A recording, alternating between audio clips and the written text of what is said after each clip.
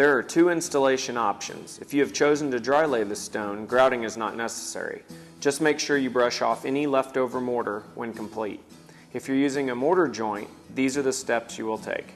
We've got a grout bag. We've checked our mortar to make sure that it's still a good consistency. At this point, you really need to check your mortar to make sure that it hasn't dried out too much. If it started to dry, you can add some water to get it to the right consistency. And he's now going to start at the bottom and work his way up, squeezing it much like a cake decorating bag, and you just squeeze the mortar in the stone, in between the pieces.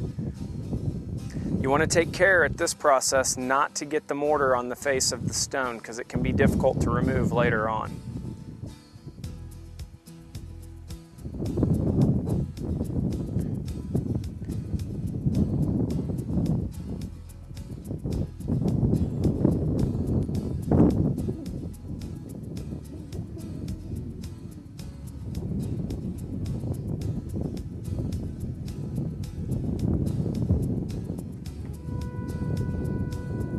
Brian's filling the mortar joint just below the surface, the face surface of the stone. This will help keep the mortar off of the face, and also when we go to scrape it, or tuck point it as they call it, it will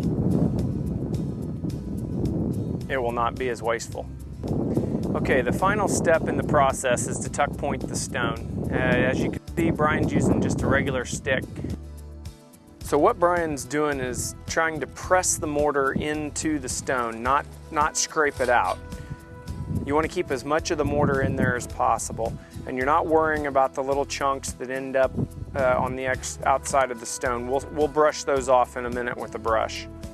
When you start to scrape the mortar, you want to make sure that it's not hard on the outside, but starting to get kind of crusty on the surface. If you try and do this when the mortar's too wet, it's going to cause a film to show up around the outer edges of the stone, and it doesn't look good and it's hard to get off. Now today there were two of us working on this project, but this is something that can be done solo. You don't need two people. It definitely makes the process faster. Take note that Brian is immediately brushing the stone. Once it's dried and been scraped, this is going to eliminate any of the stains left by the mortar. If you brush it the same day, you can get them off. If you wait, oftentimes it's too late. Hopefully these simple steps showed you just how easy it is to install Canyon Stone manufactured stone veneer on your house or business.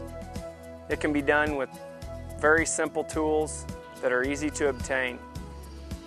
Thank you for your time. We know that there are several choices out there when it comes to stone veneer, so we thank you for choosing Canyon Stone. For more information on our products, visit our website at canyon-stone.com or call us at 913-254-9300.